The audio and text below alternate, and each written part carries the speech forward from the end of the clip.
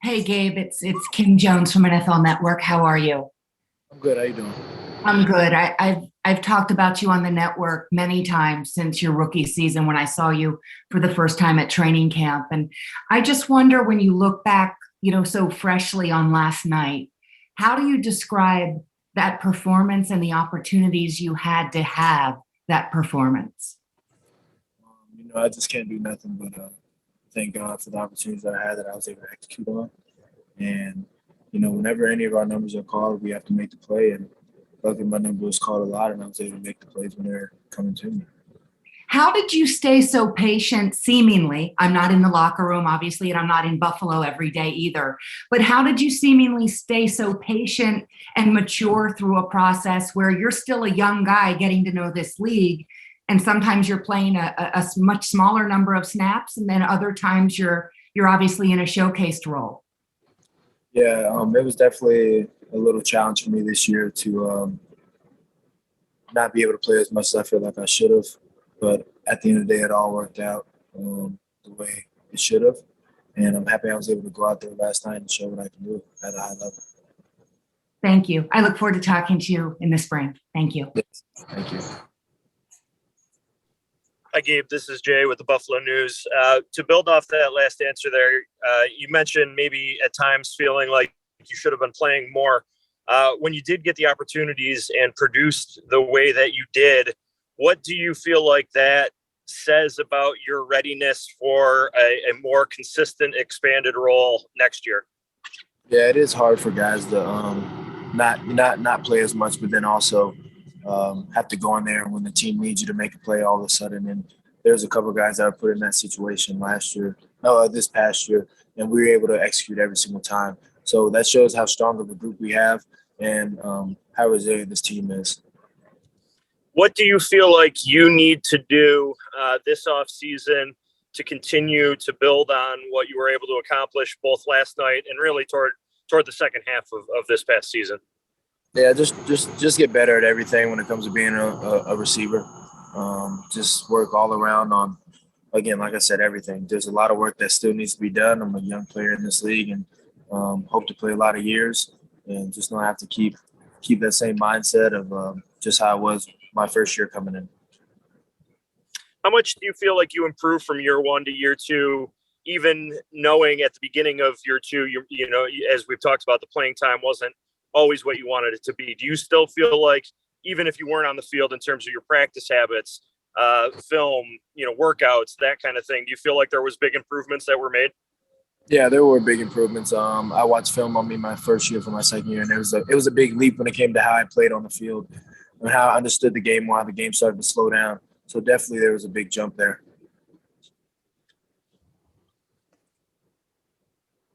Thanks, Gabe. Hey, Gabe, it's Catherine from the Buffalo News. I hope you can hear me okay. To follow up on that, just where on the field could you see that big leap most tangibly? I feel like it comes. It's kind of all around. I mean, whether it's making a big play down the field, getting the first down, or making a big block to seal a touchdown. I feel like you can see it through how I play my game, no matter what I'm doing out there. Are you able to tell us now that the season's over what Emmanuel Sanders pointed out to you to help you jump your game? I don't know. He just helped me, taught me ways on how to get off the ball quicker, to be able to get down the field faster and be able to help Josh be able to read us a little bit easier. That was a big thing for me that helped me out, was just how to get off the ball faster. Thanks, Gabe. Appreciate it. Yeah. Hi, Gabe. I know that there's a lot still left to process from last night's win, but when you look at your second season with the Bills, last year you came in with as a rookie, obviously, but the team overall, just how do you encapsulate everything that played out for you guys this season and just how it all played out throughout the year? Yeah, there's definitely a lot of ups and downs in this season. I know a lot of people counted us out early, but we just kept fighting. We have a really resilient team, and we want to win, and we have a strong bond, and we want to play together, and we do it for each other, and that's what we were fighting for. Especially the past 4 weeks, we were trying to prove a point that we should, be in the playoffs, and we know how good of a team we are, and it didn't turn out the way we wanted it to turn out, but I would do it all over with this team again. And last year you had year one with Josh Allen, and that year was kind of his breakout year in the NFL. And this year there were some people that would question as to whether or not that was just a flash in the pan for Josh. But how would you feel or say to any of the people that doubted Josh Allen heading into this year and just kind of what you thought of his 2021 season overall? Yeah, I mean, Josh is a natural born competitor. He wants to win, and you see it every single weekend. And what he did last night is no surprise. I mean, the week prior to that, again, we had essentially a perfect game when it came to scoring on every single drive, and that's the type of leader that you want leading your offense. And I got all my faith in Josh. He's the best quarterback in the NFL, and I'll be by his side no matter what. Thanks, Gabe. Hey, Gabe, can you speak on the brotherhood in the locker room and the bond that you guys all share? Yeah, I feel like it's a tight-knit group. Everybody's good with each other, matters offensive, defensive side. We all communicate with each other. There's some teams where, it's not like that. And we all just want to win for each other more than anything. And when you have a team that wants to, perform for their brother next to him, it's a real dangerous team to be to go against. And I feel like that's how strong this Buffalo Bills team is. What has it been like for you to learn from the great wide receivers in that room for your first 2 years? Yeah, again, it's helped me out a lot. I feel like it gave me a jump start to coming into the NFL and kind of grooming me into a better receiver. So I'm happy I had the opportunity to work with all those guys to be able to put it all on the field. Thank you. Have a good offseason. Yeah, thank you. Hey, Gabe, approach your second off season, and now that you have one under your belt, do you do anything differently now as you get into this second off season that you have? Nothing different. Me and my guy, I feel like I have a real good plan. So we'll be down there in Florida getting some good work in that heat, and it's going to be a good offseason. It's going to be fun.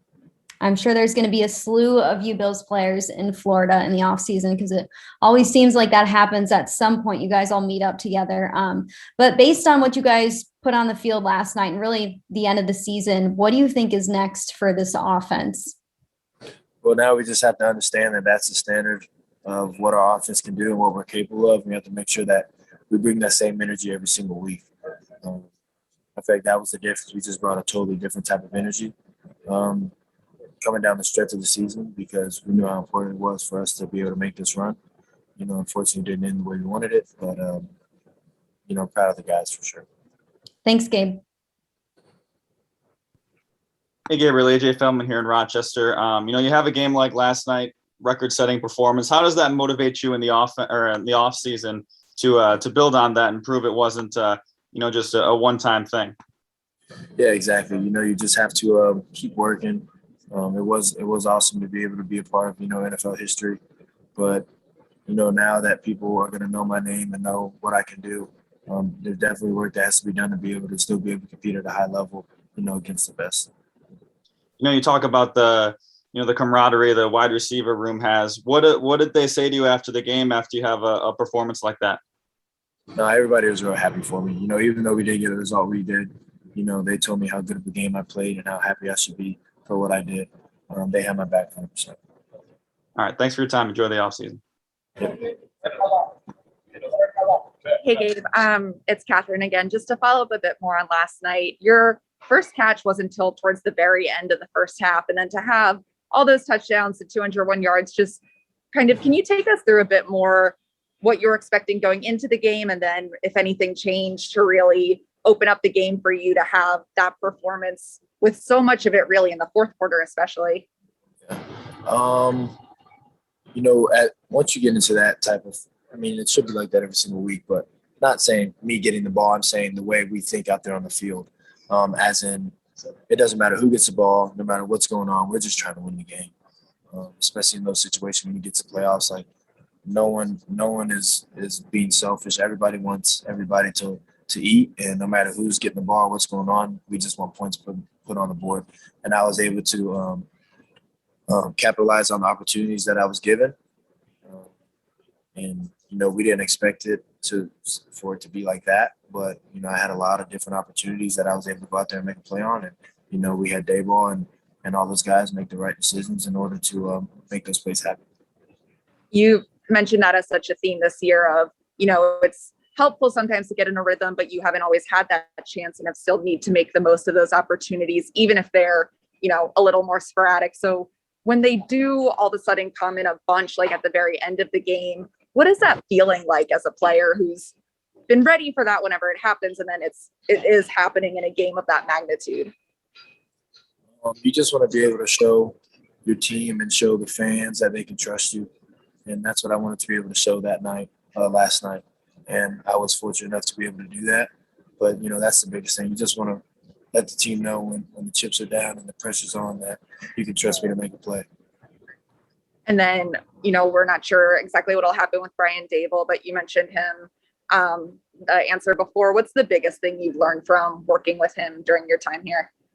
Yeah, I mean, Coach Davis is a great OC, and he just thinks differently when it comes to the game of football, and he knows the game of football very well. And I'm so glad that I was able to have such a great OC like him, my first years in the league. I am really fortunate to be a part of this Bills team, being a young guy, because there were so many great people around me, coach and staff, and also just great players, defense and offensive side, that I was able to be around and learn from.